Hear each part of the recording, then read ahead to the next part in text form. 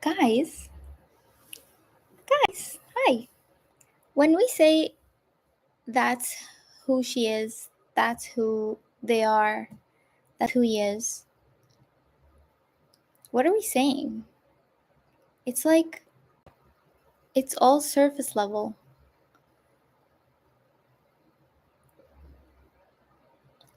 Like,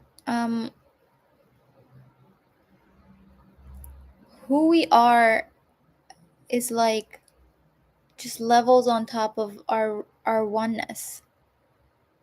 The truth is just oneness, and once you know that, it's like everything on top of that it does become surface level, and then at that point it's like whether you judge them for what they say or do, or whether you judge them for how they judge others, or whether you judge them for what they don't say or do, it's all it's all a moot point. It's all like, what are you judging? What are we looking at? It's like judging the scarf that someone's wearing. It's like I'm personally offended by the hat that you wore today. Because who we are, in the sense that how we say it every day, that's who I am. That thing, that persona is like always evolving and changing. It's like 10 years later, I'm going to be someone else, and 10 years ago, I was someone else. So it's not who I am. And I've thought about who I am so much, and there's like a core in me, right, that makes me unique in who I am. And it's like everyone is unique, but the thing that is like grander and greater and truer than that actually is that we are all one. There's only one life force. And if that's true, then there's like no point in not allowing someone's full expression of self, like at all. By judging, what we are doing is trying to control who they are, and by controlling, we are trying to guide them to a path that we think might be better, to a path that we think is better for them, guide them in a direction that we would like to see. And I don't know if judgment even accomplishes that, but let's say that it did. It's almost irrelevant in the grand scheme of times and space, right? Because 10 years from now, there'll be someone else anyway. Who are we to guide anyone's life? But more than that, we are all connected. And so if I become more aware internally, we all become more aware internally. You don't have to do anything. But the work that you do benefits me, and the work that I do benefits you. There is no separation. And that is just not something that I even like need proof of. It's so true. It is the truest thing that I've ever felt in me. You know, uh when you think a thought and you go, that's so true, and it's like it dawns on you. It's like an epiphany. It's like a realization. It's like it feels like that, but also in my body. It is like the feeling of returning home, and it just feels so familiar. It just feels so right. There is no separation, and we are all one. We are all distinct. What is the word?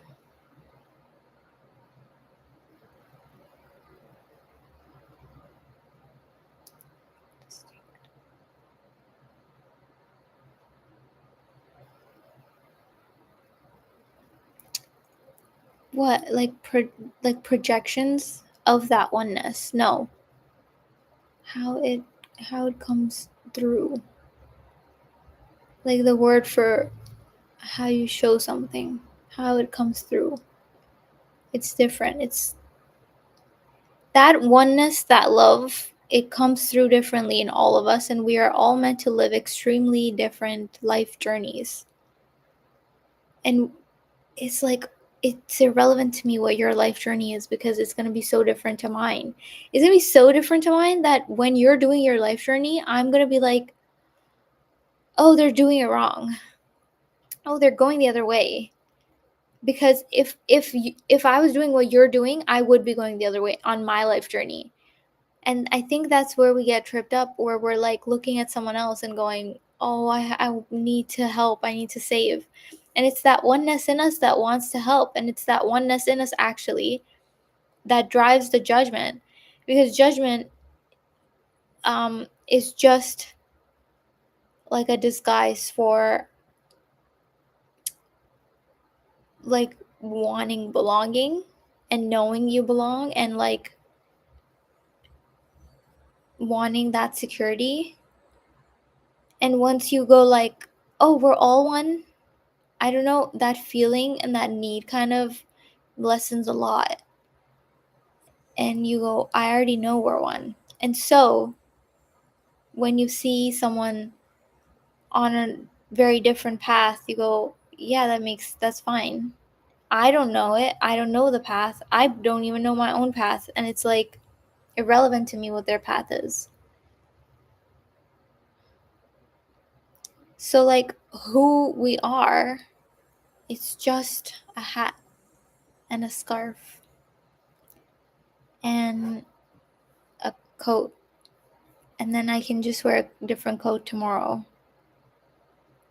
Like, we associate so deeply with like our version of us, or like our image of us. And then even when it no longer resonates with us, we're like clinging and holding on to it. But it's like day to day, we could even change it. We could change that anytime. We could drop that. We could go out naked in the world. We don't have to wear a jacket and a hat and a scarf. We could just be that awareness within us that's like, that knows that time is eternal and it will exist outside of us, and we're here for like the blink of an eye, and we're here to just have a good time. We're here to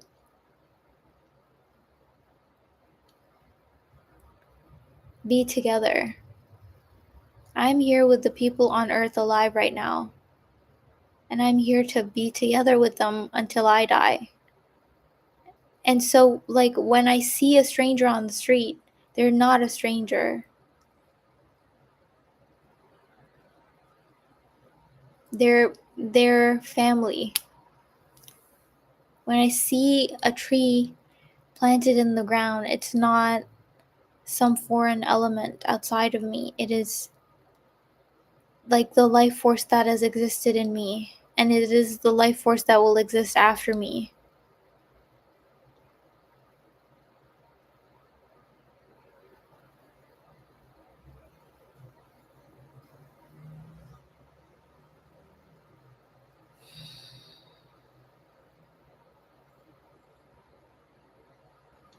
Like, I think I personally worry so much about, at some subconscious level, but also probably consciously, I worry so much about how how my face looks when I'm like speaking or not speaking or resting or whatever, because it looks different to how I think it looks in my mind.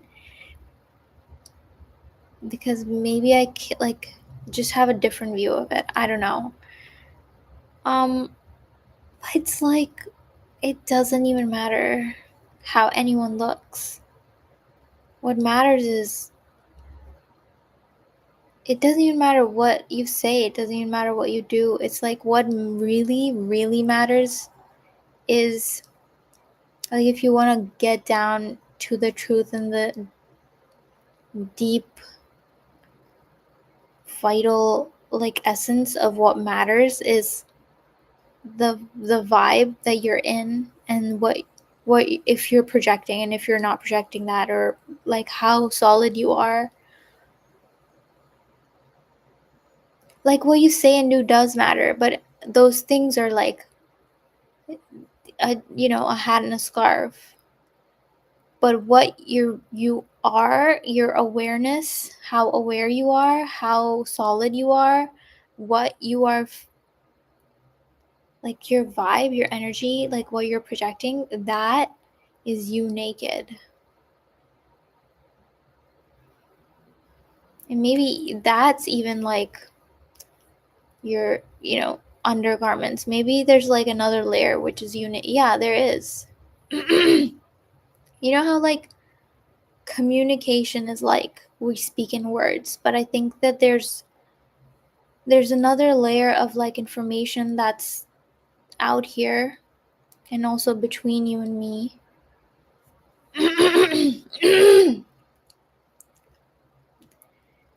And also between you and me, that's like doesn't need words to be conveyed, because words take they deduct the truth every time they're spoken. Like everything I'm saying, it's like it's not the full truth of like what I know. Words can never convey it completely, entirely, no matter what language. But that awareness, that information, that is us naked. Like, and we know it and we see it and it's instant, and it's like just something we have to learn again, and it's something we have to tap into.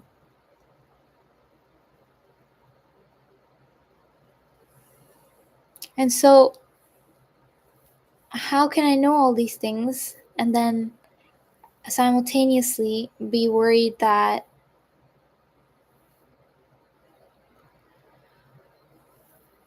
um the how I look when speaking matters? Who does it matter to?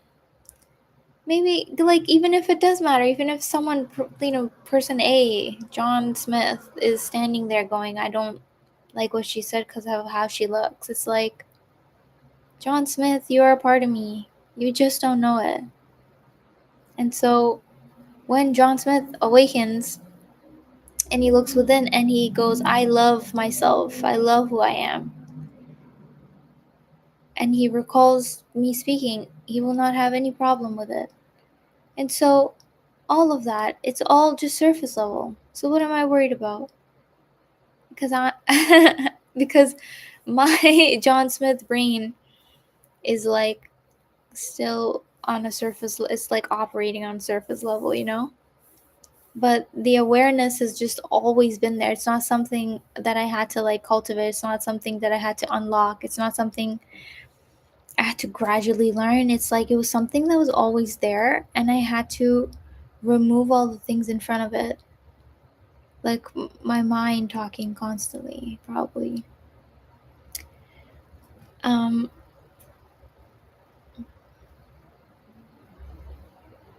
yeah. Why would I be personally offended by someone's hat? Just doesn't make any sense to me.